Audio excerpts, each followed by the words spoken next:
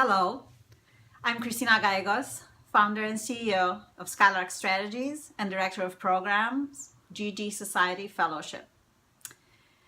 I'm here today because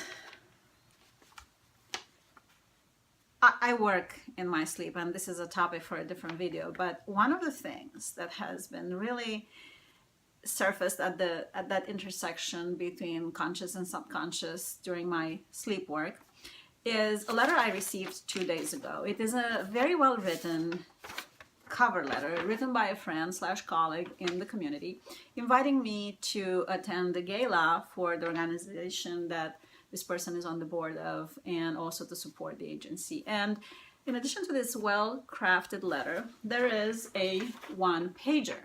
And the one-pager has, your typical about us, why we exist, what we do, our gala, and, levels of potential contribution. And my kind request to you is, and I realized that I really want to talk to you about this, because after that 30-second roller coaster of decision making that says, oh my God, what do I do about this? Do I send a check? Do I go? Do I throw it in the trash? Etc., etc. I realized that this is a really important piece. We are at a point in our society development where this is going to become more and more common as philanthropy is getting to have a bigger and bigger role, as the social sector grows, as businesses are tapping more and more and more into the social good aspect, right? And your emotional, empathic capital is going to be depleted and challenged at every turn. I am a professional do-gooder. I do this, and I've been doing this for almost 2 decades right now. And not only that I get something like this almost every day in the mail, but also when reviewing grant requests, I read stuff like this daily, weekly, monthly, yearly in large amounts. In addition to that, Tom shoes, when I buy it, they say, oh, you buy one, we give one away. When I get my coffee, they said, oh, this is fair trade. The grower gets blah, blah, blah, blah, blah, blah. When I buy some roses to take to a friend, that's fair trade, the Rainforest Alliance, and so on. So that social good capital is being tapped into and solicited exponentially more, and is going to be more and more and more. So my kind request to you is, don't do this. This doesn't work, and it's going to work less and less and less and less. If you are going to write a letter, a passionate letter, a heartfelt letter, a well-crafted letter, save yourself some heartache and make a phone call. It's going to take a tiny bit longer, but your rate of success is going to go up by an order of magnitude. Second, and you're going to need this pager, one pager, for grant requests, for all sorts of other things.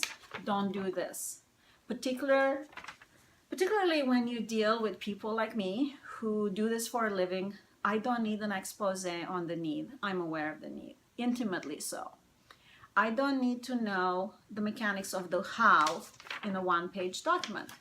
I trust you. I trust that you are an expert in your how and that you know how that is done. Second, if I want to know about the how, I'm going to tell you. Third, okay, I'm going to give it to you, but maybe your how is so special and so innovative. Just hook me. Hook me. Tell me something that just baits me and makes me want to know more about your unique, special, incredibly innovative model. And rest assured, if you do it right, I'll ask you about it. I beg you, don't do this, okay? It's not about the need. It's not about who you are and what you do. I know that you are worthy of funding. The question is, are you worthy of my funding? I'm always going to have more resources than capacity, more desire than capacity. Everybody is, from the gates all the way down. We're not going to ever be able to do all the things that we want to do and to help everyone and everything we want to help. So the kicker here is not to prove that you are worthy of funding. Okay? you have to prove that you are worthy of my support. Mine, not anybody else's, mine. That's how this works. It's very crass, but very effective. What's in it for me? How does this relate to me? Why would I do this? Okay? And as I said before, don't try to guess, because you're gonna guess wrong. Our chances of guessing why people do things are very slim. But segment your market, realize what your market cares about, decide which market segment do I fit in, and then address your request. Sell me on this, the same way you would sell me on the proverbial pair of shoes.